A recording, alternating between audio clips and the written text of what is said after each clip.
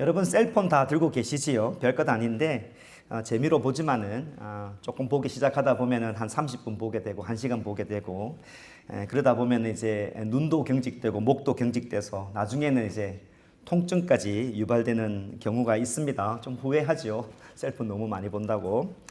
먹고 사느라 참 바쁩니다. 그래서 이래저래 핑계 대면서 자기 몸을 전혀 돌보지 않고 아무거나 먹고 아무 때나 자고 뭐 이렇게 하다 보니까 운동은 맨날 내일 해야지 다음에 해야지 그러다가 건강을 잃게 되고 나중에 또 이렇게 후회되는 일들이 있지요. 심지어 생명도 잃는 경우가 있어서 안타깝습니다. 우리는 이런 이야기를 들으면 참 안 됐다 이런 생각을 하지만 그런 이야기를 듣고도 우리가 어리석은 이유는 정신 차리지 아니하고 나는 해당되지 않는다라고 늘 생각을 하지요. 그러다가 뭐가 됐든 잃어버리는 경험을 하게 되면 그때서 후회를 하게 됩니다. 늦지요.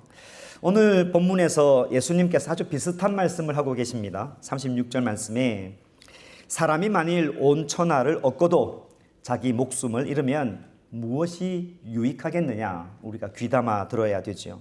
남보다 좀 좋은 집에서 살고 싶고 좋은 차를 타고 남부럽지 않는 부와 명예를 좀 누리고 산다고 한들 건강 잃어버리고 목숨 잃으면 아무 소용이 없다는 누구나 알고 있는 그 말씀을 예수님께서 하십니다. 그런데 예수님께서는 거기에 머물지 아니하고 조금 더 심도 있는 질문을 하시는데 그 다음 말씀이죠. 37절 말씀에 사람이 무엇을 주고 자기 목숨과 바꾸겠느냐 이 말씀을 하고 있습니다. 여기서 말씀하고 있는 목숨이라는 것을 영어로 보면 그냥 뭐 life가 아니고 soul이라고 되어 있습니다. 우리의 영혼에 대한 이야기, 목숨에서 영혼에 대한 이야기를 하고 있지요. 우리가 건강을 지키기 위해서 생명을 지키기 위해서 여러 가지를 하고 심지어 온 천하의 것을 다 바꾸고라도 내 생명을 유지하고 싶은 우리의 노력이 있는데 예수님의 말씀은 그렇다면 진짜 너의 영혼을 위해서는 무엇을 하느냐? 너의 영혼은 무엇과 바꿀 수 있느냐? 다른 말로 무엇을 팔아서 너의 영혼의 생명을 얻을 수 있느냐? 이런 말씀을 합니다. 예수님의 이 질문은 우리들에게 너무 중요하고 아주 심각하게 받아들여야 합니다. 왜냐하면 인간은 한 번 죽으면 끝이다 라고 말하지만 뭐 죽으면 그만이지 라고 생각을 하지만 성경은 그런 말씀을 하지 않습니다. 죽으면 끝이다 그냥 이야기하지 않지요. 히브리서 9장 27절 말씀에 보면 같이 읽어볼까요? 한 번 죽는 것은 사람에게 정하신 것이요 그 후에는 심판이 있으리라. 죽으면 끝이 아니라 성경은 심판이 있다라고 말씀하고 있습니다. 예수님께서도 오늘 여러분 본문을 같이 읽었지만 이 본문 속에는 아주 준엄한 굉장히 냉정한 심판의 경고의 말씀을 합니다. 예수님이 바라보는 이 세상은 음란하고 죄가 가득한 세대다라고 말씀하십니다. 그러시면서 너희가 이 세상에 살 때에 말씀하시죠. 나와 내 말을 부끄러워하면 나도 하나님의 영광으로 내가 거룩한 천사들과 더불어서 마지막 심판 때 다시 올 때 나도 그 사람을 부끄러워하리라 이 말씀을 하고 있습니다. 그냥 우리가 이렇게 쑥 지나가듯이 들을 말씀이 아닌 거지요. 세상의 영광만 따라다니다 나중에 죽어서 하나님의 영원한 심판을 받아서 지옥에 딱 떨어지게 되면 그때는 돌이킬 수 없는 순간이 됩니다. 우리야 몸이 아프면 병원에 가도 되고 좀 후회하면 그 다음 열심히 하면 되지만은 한번 이렇게 영원한 심판에 딱 떨어지게 되면 거기는 돌이킬 수 없는 엄청난 후회가 있는 거죠. 그래서 예수님은 음란하고 죄가 많은 이 세상에 살 때 가장 복된 인생은 나를 따르는 것이다 라고 말씀합니다.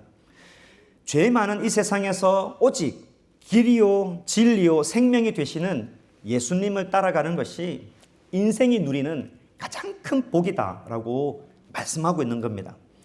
주 안에서 진심으로 사랑하는 세계를 제자교회 성도 여러분, 후회 없는 인생이 되시기를 주의 이름으로 축복합니다. 나중에 일을 가는 일이 없기를 주의 이름으로 축복합니다. 내가 비록 다른 사람들처럼 온 천하를 얻지 못했다 할지라도, 누구처럼 떵떵거리며 살지 못한다 할지라도 예수 그리스도를 나의 구주로 영접해서 고난과 고통이 많은 이 세상 속에서 내가 예수님을 영접해서 여러분의 영혼이 매일 기쁘고 즐거워한다면 여러분의 인생이 가장 복된 인생임을 믿으시기를 바랍니다. 맞습니다. 오늘 우리가 읽은 성경 말씀은 사실 결론적으로 예수 그리스도를 따르는 사람이 이 세상에서 온 천하를 얻은 사람보다 가장 복된 사람이다라고 명확하게 말씀합니다. 자, 그렇다면 우리가 한 걸음 더 들어가서 어떻게 예수님을 따라갈 수 있을까 한번 생각해 볼 필요가 있습니다. 좀 더 깊이 들여다볼 필요 있죠. 왜냐하면 내가 생각하는 예수님을 따르는 것과 예수님이 말씀하시는 나를 따르는 것 사이에는 간극이 있기 때문에 갭이 있습니다. 내가 예수님을 따라가겠습니다라고 내가 생각하는 것과 예수님이 나를 따라오라고 말씀하시는 그 사이에는 간극이 있기 때문에 오늘 말씀을 조금 더 깊이 생각해 보아야 합니다. 예수님 주변을 보면 예수님을 따라다니는 사람들이 참 많았습니다. 우선 구경꾼이 많았습니다. 예수님이 그때 슈퍼스타가 되었으니까 어쨌든 예수님 보려고 가니까 아무 생각 없이 사람들이 예수님 보고 싶으니까 따라다니는 구경꾼들이 있었습니다. 특별히 간절한 사람도 있었습니다. 가정에 문제가 있고 몸이 아프고 질병이 있고 귀신 들려 있으니까 예수님이 능력 있으신 분이다라고 하니 그 옷자락이라도 만지고 싶어서 그냥 예수님을 만나보려고 따라다니는 사람도 있었습니다. 그런 사람뿐이겠습니까? 기적과 표적이 신기한 것이 너무 좋아서 그걸 한 번 더 보고 싶어서 따라다니는 사람도 있었지요. 반면에 바리새인 같은 사람들도 있었습니다. 이 사람이 누군가 의심의 눈초리로 굉장히 질투와 시기와 반대의 마음으로 예수님을 끝까지 따라다니는 사람들도 있었습니다. 대부분의 사람들은 그때 그 당시 유대가 로마의 식민지가 되었으니 예수라는 이 사람이 우리의 민족 지도자다, 우리를 해방시켜줄 투쟁자다라고 생각을 해서 왕으로 삼으려고 어쨌든 군중을 모아서 예수님을 따라가는 사람도 있었습니다. 그 분위기 속에 누가 있었습니까? 예수님의 제자들이 예수님 가까이에서 제일 측근에서 따라가고 있는 거죠. 우리의 상황하고도 되게 비슷합니다. 오늘 이렇게 둘러보면 주님 앞에 다 나왔습니다. 하나님 앞에 나왔고 예수님을 따라가는 거죠. 그런데 다 개인적인 이유겠지만은 가만히 우리 안을 들여다보면 예수님을 따르는 이유가 같지는 않을 겁니다. 그냥 아무 생각 없이 친구가 교회 가자 하니까 온 사람도 있을 거고, 집에 있으니 허전해서 사람 만나러 교회 오는 사람도 있을 것입니다. 내가 예수님을 솔직히 믿지는 않지만은 기독교를 알고 싶어서 교회 오시는 분도 있습니다. 우리 예영이에서 PK 드리긴 하지만은 집에서 그냥 가만히 있으면 얼마나 좋아. 또 아빠가 가야지 하니까 또 따라오는 사람도 있을 수도 있겠죠. 우리 가운데 자기 몸이 아파서, 자녀가 아파서 어쨌든 내 몸을 하나님 앞에 이렇게 내어놓아야 된다는 마음으로, 간절한 마음으로 나오시는 분도 있습니다. 물질적으로 어려워서 우스갯소리로 복권 하나 사놓고 하나님 좀 대박나게 해주세요라고 하는 그런 사람도, 그런 마음으로 예수님을 붙드는 사람도 있지 않겠습니까? 우리는 다 예수님을 따르는 사람이지만은 각자의 사정이 다 다르기 때문에, 좀 강도가 다르기 때문에 예수님께서 오늘 묻습니다. 너희는 나를 누구라고 생각하느냐? 너희는 나를 누구라고 생각하느냐? 다른 말로 하면 너희는 나를 왜 따르느냐라고 질문을 하고 있습니다. 우리는 우리의 목적을 가지고 예수님을 따라간다라고 말하고 있지만은 예수님은 그 이유를 묻고 있는 거죠. 지난주 말씀을 한번 생각해 보겠습니다. 예수님께서 소경을 고치신 사건입니다. 한 번 안수해서 고치실 일을 이제 우리가 눈여겨본 것이 몇 번 안수했습니까? 2번 안수했다는 것을 눈여겨보았습니다. 사람들의 손에 이끌려서 예수님께 나왔던 소경이었습니다. 본인의 의지로 주님께 나온 게 아니지요. 예수님께서 이 소경을 잡으시고 손을 딱 잡으시고 사람들을 떠나서 마을 바깥으로 가셨다는 것도 우리가 알고 있습니다. 소경의 입장이라면 어쩌다 예수님을 따르게 되었는데 예수님께서 그 소경의 손을 딱 잡고 일방적으로 데리고 가신 거죠. 우리는 이것을 grace, 은혜라고 합니다. 나는 그냥 주저앉고 싶은데 그분이 오셔서 손을 잡고 그분이 원하는 장소에 그분이 원하는 목적으로 끌고 갔으니 우리는 그것을 은혜라고 합니다. 아무튼 여러 가지 목적으로 하나님 앞에 나왔는데 그분이 나를 잡고 이 자리에 왔으니 우리는 은혜를 누린다라고 말할 수 있는 거죠. 그냥 충분하지 않았습니다. 예수님께서 안수하셨습니다. 소경이 눈을 살짝 뜨게 되고 희미하게 보게 되었습니다. 우리는 예수님이 능력이 없어서 그냥 한 번 안수했는데 안 보였다라고 아니라는 것을 알고 있죠. 의도가 있었다는 것입니다. 그 의도는 여러 가지가 있겠지만 우리가 추측을 해보면 소경의 마음속에 믿음을 일깨워주는 겁니다. 사람들이 따르는 저 웅성웅성거리는 소리 물어보니까 예수님을 따른다더라. 그리고 그분이 지금 내 앞에 있고 그분이 누군지 이분이 나를 고칠 수 있겠구나. 예수님이 누굴까라고 하는 그 믿음의 소망들을 일으켜 세워주는 거죠.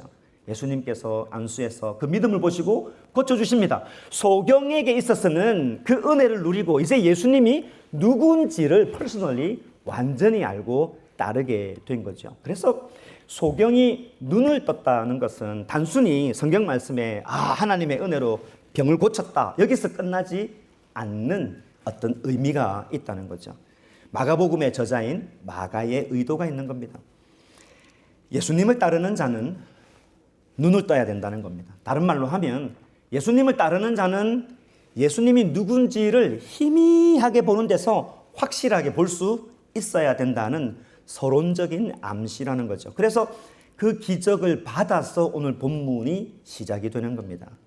예수님은 소경을 고쳤던 그 벳세다라는 지역을 떠나서 북쪽으로 한 40km 위로 올라갑니다. 헬몬산 어디쯤이 되겠지요. 그 마을을 이렇게 지나갈 때 예수님의 제자들도 계속 이렇게 따라다니고 있습니다. 오늘 본문에 보면 예수님께서 제자들에게 사람들이 나를 누구라고 하느냐라고 묻습니다. 근데 눈여겨볼 한 단어가 있는데 그것이 길에서입니다.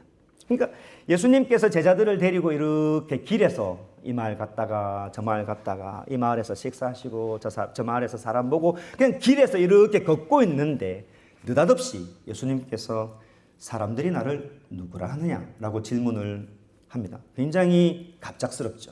전혀 기대하지 않았는데 어디 클래스에서 주님이 세미나를 하면서 뭔가 가르치려고 할 때는 질문하실 거라는 기대가 있는데 길에서 그냥 평소에 예수님과 더불어 이렇게 가고 있는데 갑자기 질문을 당한 것입니다. 제자의 입장에서는 예수님이 따라오라고 그러니까 따라가는 거고 가자 하니까 가는 거고 붙어 있으라니까 붙어 있는데 느닷없이 사람들이 나를 누구라고 너희는 생각하느냐라고 질문을 하는 겁니다. 제자들이 답을 합니다. 네, 적지 않는 사람들이 그때 세례 요한이 죽었거든요. 세례 요한이 다시 살아났다라고 말합니다. 그리고 어떤 제자가 구약에 예언되어 있는 엘리야라고 사람들이 수득수득됩니다. 라고 이제 마치 언론 기자처럼 자기의 정보를 이야기합니다. 또 다른 제자가 그러기도 하지만은 선지자 중에 한 명이라고 사람들이 또 이야기합니다. 이렇게 이야기되죠. 신기하지 않습니까? 다 예수님을 따라가는데 예수님이 누군지라고 다 다르게 생각하잖아요. 다 하나님 앞에 나왔는데 하나님을 생각하는 게 다 다르다는 겁니다. 내가 주님을 따라가는데 김 집사님이 생각하는 예수님과 최 집사님이 생각하는 예수님이 다를 수 있다는 게 되게 우리가 생각해 볼 만한 거죠. 본문에는 없지만 바리새인 같은 사람들은 예수를 엘리야라고 말하지 않습니다. 세례 요한이라고 말하지 않냐고 미치광이다. 또 이단의 교주가 나타났다라고 생각하지 않겠습니까? 과학이 발달한 이 시대에 예수님을 믿어서 예수님을 따라가고 있는 우리들을 어떻게 바라보겠습니까? 우리가 주님하고 손들고 찬양하면 그들은 예수를 어떻게 이야기하겠냐는 거죠. 그런데 오늘 본문을 보면 예수님은 이 땅에 많은 사람들이 수군수군대고 예수님은 관심 없습니다. 예수님은 사람들이 나를 누구라 하느냐는 것은 별 관심 없고 진짜 묻고 싶었던 것은 나를 따라오고 있는 이 제자들에게 묻습니다. 너희는 나를 지금 누구라고 생각하느냐라고 질문합니다. 마찬가지죠. 그냥 성경 공부하고 그냥 일상의 예배로 교회 왔는데 목사인 제가 지나가면서 김 집사님은 예수님을 누구라고 생각합니까? 이러면은 저를 째려보겠죠. 당연한 질문을 하고 있습니까? 약간 이런 것입니다. 그때에 베드로가 엄청난 고백을 합니다. 간단하지요. 주는 그리스도입니다 라고 이야기합니다. 주는 그리스도입니다. 다른 말로 그리스도가 구약 히브리어는 메시아, 주는 메시아입니다. 다른 말로 하면 주님은 기름 부음 받은 자입니다. 다른 말로 하면 주님은 예언되어 있는 우리를 구원하는 세이비어, 구원자이십니다 라는 고백이 되죠. 전혀 예수님을 이때까지 따라다녀도 눈이 캄캄해서 보이지 않던 베드로가 살짝 떠지게 된 겁니다. 본인의 힘으로 되었을까요? 그렇지 않다는 겁니다. 은혜가 있었습니다. 이거 딱 잡아서 끌고 가는 은혜가 소경에게 있었듯이 베드로에게도 있었습니다. 본문은 나와 있지 않지만 비슷한 사건을 다루고 있는 마태복음에 보면 마태복음 16장 17절에 이렇게 말씀하죠. 바요나 시몬아, 참 네가 복되다. 은혜를 받았다는 거죠. 이를 너에게 알게 한 이는 혈육이 아니요 하늘에 계신 아버지다. 이렇게 보게 된 거 살짝 예수님은 그리스도입니다. 예수님은 나의 주님입니다. my Lord 라고 말할 수 있는 것은 네가 고백한 것이 아니라 하나님이 너에게 눈을 살짝 뜨게 준 은혜이다. 네가 복되다. 이렇게 말씀해 주는 거죠. 그리고 눈을 살짝 떴을 때 주님은 거기서 머물지 아니하고 엄청난 복을 허락해 주십니다. 마태복음 16장 18절 19절 말씀입니다. 제가 읽어보겠습니다. 또 내가 너에게 베드로죠. 이르노니 너는 베드로라. 이름을 싹 바꿉니다. 내가 이 반석 위에 이 교회를 세우리니 음부의 세계가 이기지 권세가 이기지 못하리라. 내가 천국의 열쇠를 너에게 주리니 네가 땅에서 무엇이든지 매면 하늘에서도 엄청나지 않습니까? 매일 것이요. 땅에서 너가 무엇이든지 풀면 하늘도 다 풀려질 것이다. 엄청난 복을 약속해 줍니다. 사실 베드로에게 한 축복 같지만은 지금 저와 여러분에게 하시는 축복입니다. 카톨릭에서는 이 말씀을 파운데이션을 가지고 이 말씀을 잘못 오해를 합니다. 반석을 베드로라 보는 거죠. 베드로가 반석이고 베드로에게 천국 열쇠를 줬으니 베드로의 후계 계승을 하게 되는 교황이 지금도 그 천국 열쇠를 가지고 있다. 그래서 말씀 위에 교황이 있게 되는 거죠. 그러나 오늘 본문의 의미는 그게 아닙니다. 여기서 말하는 반석이라는 것은 베드로를 지칭하는 것이 아니라 베드로가 말했던 그 고백, 주는 그리스도십니다 라고 하는 그 고백, 그것이 반석이 되는 거죠. 그 고백 위에 예수님께서 교회를 세우시겠다는 엄청난 축복을 해 주신 것입니다. 오늘 읽지는 않지만 주보에 나와 있는 에베소서 2장 20절 말씀 보면 주님이 반석이 되는 거죠. 자, 그렇다면 이 말씀이 오늘 우리들에게 어떻게 정리되어서 다가옵니까? 우리가 예수는 나의 주입니다. 예수님은 나의 주님이십니다. 나는 예수님을 믿습니다. 예수님은 그리스도이십니다. 예수님은 나의 구원자이십니다. 라고 동일하게 고백을 한다면 우리 손에는 어떤 권세가 있습니까? 음부의 권세가 우리를 이기지 못하는 능력을 우리가 가지고 있다는 약속이 하나 있습니다. 그리고 우리 고백 위에 주님이 교회를 세우셨다는 엄청난 축복이 있습니다. 거기에서 멈추지 아니하고 교회에게, 우리에게, 믿는 자에게 천국의 열쇠를 주셨다는 겁니다. 그 천국의 열쇠를 해석하면서 주님이 말씀하시기를 네가 땅에서 무엇이든지 매면 하늘에서도 매일 것이요 네가 땅에서 무엇이든지 풀면 하늘에서도 풀리리라. 이 말씀을 이제 아멘 하셨는데, 마치 주술처럼 내가 예수님 믿었으니까 막 주님, 주님, 뭐 무엇이든지 강구하면 다 풀리고, 에이 하고, 이거 이렇게 저는 주일학교를 오래 해서 이렇게밖에 설교가 안 돼. 하고 다 뭐 안 돼 하고 내가 딱 막으면 주님이, 하나님이 딱 보호해서 다 막아주고, 이런 주술적인 의미가 아니라는 거죠.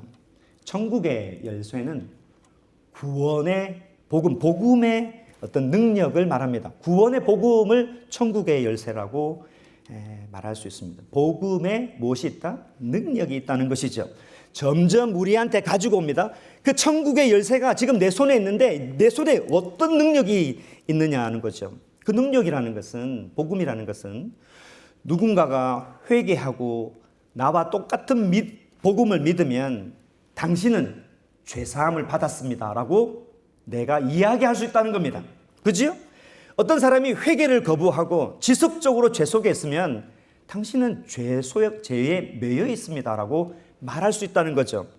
좀 더 쉽게 이야기하면 주는 그리스도이십니다 라고 고백을 하면 그 복음이 우리 가운데 있는데, 이 복음, 내가 가지고 있는 이 복음은 한 사람이 지옥에 갈 수 있는데 지옥에 갈 사람을 내가 잡아서 건질 수 있는 그 능력이 우리 가운데 있다는 것입니다. 대단하지 않습니까?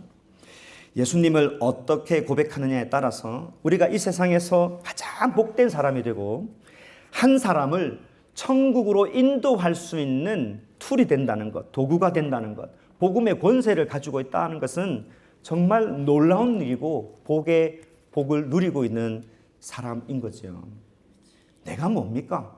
아니 뭐 삼성에 엄청난 돈을 가지고 있는 사람이라도 그 돈이 한 사람을 구원해낼 수 있습니까?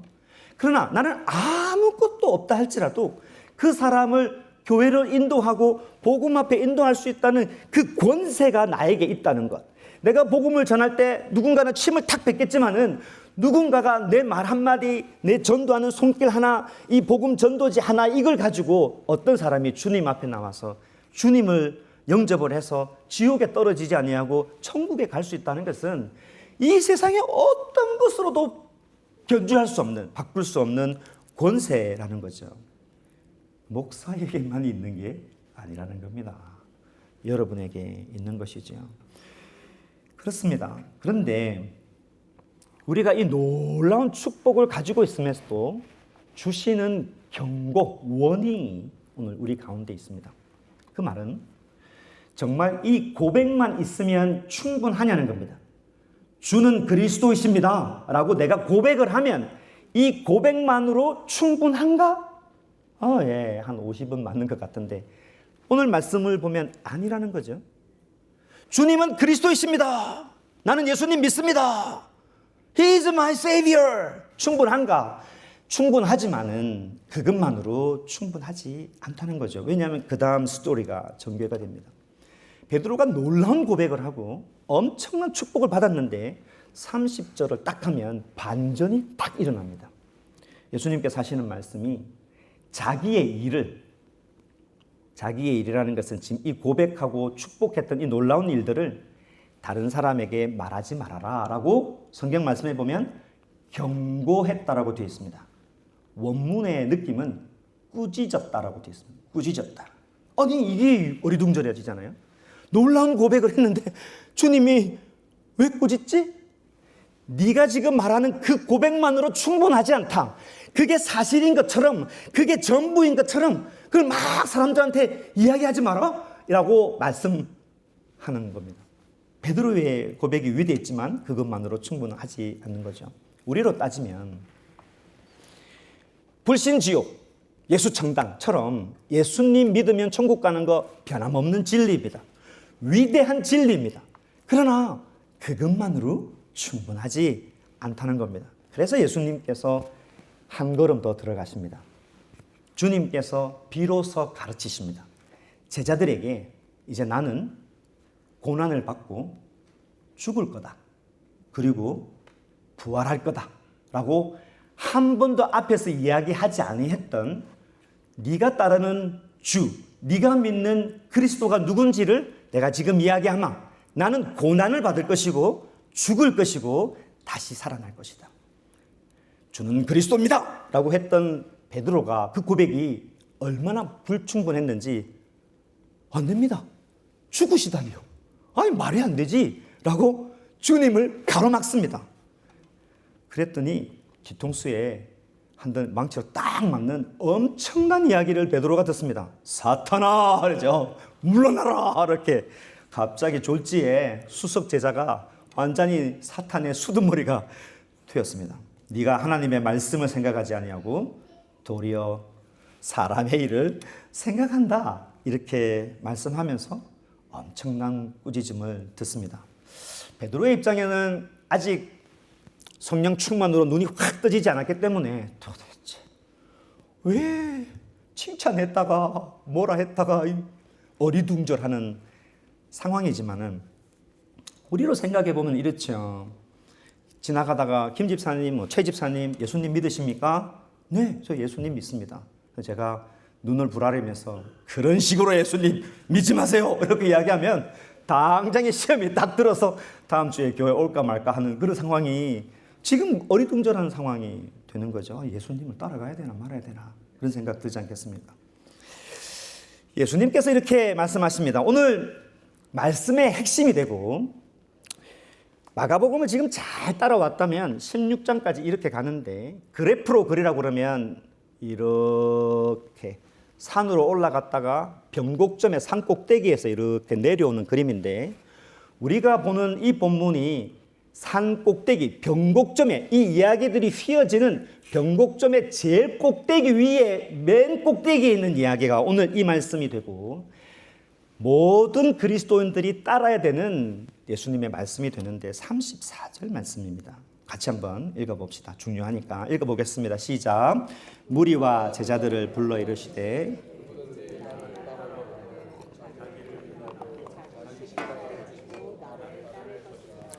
중요하니까 제가 다시 한번 읽어보겠습니다. 여기까지 잠깐 잠이 오셨다면 여기서부터는 눈을 떠야 됩니다. 무리와 제자들을 불러 이르시되 누구든지 나를 따라오려거든 자기를 부인하고 자기 십자가를 띠고 너를 따를 것이 아니라 나를 따를 것이니라고 말씀하고 있습니다. 여러분의 집중이 필요한데 오늘 말씀을 아주 부드럽게 쭉 이어서 보면 이런 결론이 되지요. 주는 그리스도이십니다라고 고백하는 사람은 반드시 예수님을 따라가는 사람이어야 합니다. 다시 말씀드립니다. 주는 그리스도이십니다라고 고백을 하는 사람, 믿는 사람은 반드시 동시에 따라가는 사람이 되어야 됩니다라는 뜻이 됩니다. 무슨 말이냐? 주님은 그리스도이십니다라고 고백을 하면서도 주님을 따라가지 않을 수도 있다는 겁니다. 입술로는 주는 그리스도십니다라고 이야기하지만 내 몸과 내 발과 손은 주님을 전혀 따라가지 않아도 나는 주님을 믿는 사람입니다라고 고백할 수 있습니다. 실질적으로 이야기하면 예수님을 전혀 따라가지 않으면서도 목사가 목회를 할 수 있습니다.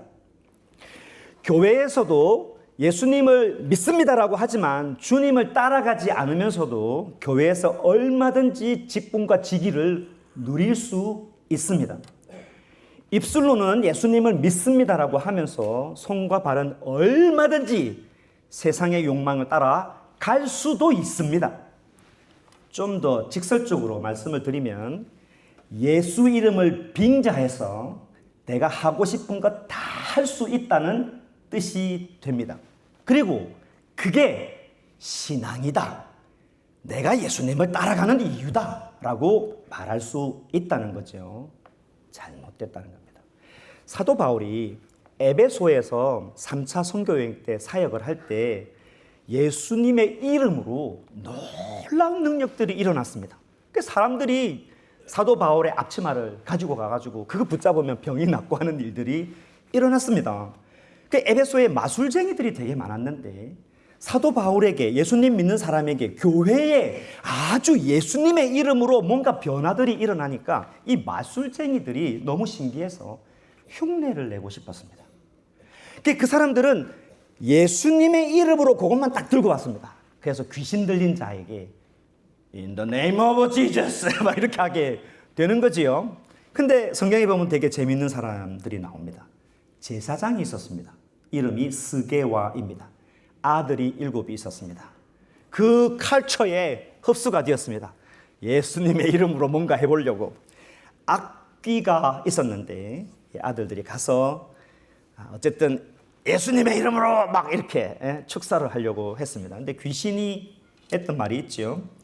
나는 예수도 알고 바울도 아는데 너희들은 누구냐? 하고 귀신들이 여기 올라탔습니다. 그래가지고 막 이겨가지고 몸을 갈기갈기 찢어놨습니다. 성경에 보면 홀딱 벗고 도망가는 상황이 된 거죠. 그 소문이 에베소에 확 퍼졌습니다. 그래서 장난으로 예수의 이름으로 이렇게 까불는 사람들이 하나님 앞에 진실로 나오게 되어서 어떤 일이 있었느냐? 사도행전 19장 17절 18절 말씀에 이렇게 말씀합니다. 에베소에 사는 유대인과 헬라인들이 다 이 일을 알고 방금 있었던 일을 다 알고 뭐합니까? 두려워하여 주 예수의 이름을 높이고 믿은 사람들이 많이 와서 자복하여 행한 일을 다 고백하게 되었더라. 그러니까 이름이 중요한 게 아니었던 것입니다. 주는 그리스도시고 이게 중요한 게 아니라 에베소에 있던 그 교회가 사도 바울이 주의 이름으로 그냥 이름만 딱 붙는 것이 아니라 그 이름을 믿고 뭔가 따라가는 일들이 있었기 때문에 하나님께서 그 약속했던 놀라운 복음의 능력들을 그들에게 허락해 주었다는 것입니다. 되게 중요하지요. 주는 그리스도시요 그것만 충분하지 않은 것입니다. 자기를 부인하고 십자가를 지고 따라가는 사람들이 중요하고 그 사람들에게 변화가 되는 역사가 일어난다는 겁니다. 에베소가 통으로 바뀌었습니다. 마술쟁이들이 집에 있는 마술책 다 불태웠습니다. 사회가 개혁이 되었습니다. 예수의 이름 때문에 개혁이 된 것이 아니라 예수님의 이름을 믿고 삶을 통째로 바꾸어서 자기를 부인하고 십자가를 지고 고난을 챙겨서 가는 그 사람들 때문에 에베소가 완전히 바뀐 것이죠. 기억하십시오. 예수님의 이름만 의지해서는 아무런 능력이 나타나지 않습니다. 유튜브에 짤이 많은데 지금 제 설교의 이 부분만 딱 따서 오늘 딱 유튜브에 가면 저는 완전히 이단이 됩니다. 기억하십시오. 예수님의 이름만 의지하면 아무런 능력이 나타나지 않습니다. 예수님을 믿고 따라가는 사람이어야 합니다. 시간이 항상 부족하다는 생각이 있습니다. 그래도 길게 설교하면 안 되기 때문에 짧게 설교하면 어느 정도까지 주님을 따라가야 됩니까? 주님의 말씀은 여기 나와 있는데 자기를 부인하고 자기 십자가를 지고 따라가야 된다. 해석이 충분히 되지 않잖아요. 그래서 그 이후의 말씀을 가만히 35절부터 38절까지를 다시 바라보면 주님이 하시는 말씀이 뭐냐? 자기를 부인하고 십자가를 지고 따라와라. 이 말씀의 결국 뜻이 뭐냐면 네 목숨을 내놓고 날 따라라. 이 말씀하고 있는 겁니다. 예수님의 제자는 처음부터 자기를 포기하고 예수님께서 가셨던 그 십자가의 길, 고난의 길을 따라가는 것을 말합니다. 목숨 내어놓고 순교의 자리까지 가겠다고 결심하는 것이 주님을 따라가는 것이고 나를 부인하고 십자가를 지고 따라가는 것이다. 오늘 설교의 결론입니다. 그러면 지금 이 자리에서도 들리지 않는 소리가 들리고 나가면서도 여러분은 속에서 사라지지 아니하는 질문 가지고 씨름할 겁니다. 꼭 그렇게까지 예수님을 믿어야 되나? 꼭 목숨까지 내놓고 내가 믿어야 되나? 조금 적당하게 믿으면 안 되나? 라는 생각들이 여기 어디 덕지덕지들 붙어가지고 여러분 머리를 되게 괴롭힐 것입니다. 딱 그 차이 하나입니다. 딱 그 차이 하나입니다. 그 차이 때문에 그 차이로 어느 정도까지 예수님을 믿느냐에 따라서 그 선택이 여러분의 영혼의 운명을 좌우하게 됩니다. 자기를 철저하게 부인하고 십자가를 지고 순교의 자리까지 가겠습니다. 그 고백으로 주님을 따라야 합니다. 우리가 순교의 자리까지 힘들지요. 그런데 여러분의 발을 이 정도까지 올려놓으면 그나마 신앙이 좀 낫지 않겠습니까? 내가 좀 교회를 열심히 다녀야지 이게 내가 주님을 따르는 길이야라고 요 정도 띄워놓으면 여러분의 신앙이 얼마나 쉘로우 하겠냐는 것이죠. 정리해 갑니다. 모든 상황 속에서 나는 죽고 오직 나의 예수님만 살아야 한다고 고백할 때 변화의 역사가 일어납니다. 알지 못하는 기적들이 일어납니다. 이상하게 하나님이 나를 만지시는 신비한 능력들도 체험하고 갑자기 남편이 변하고 갑자기 아내가 변하고 갑자기 가정이 교회 안에서 희한하게 하나님의 만지심이 일어난다는 것을 봅니다.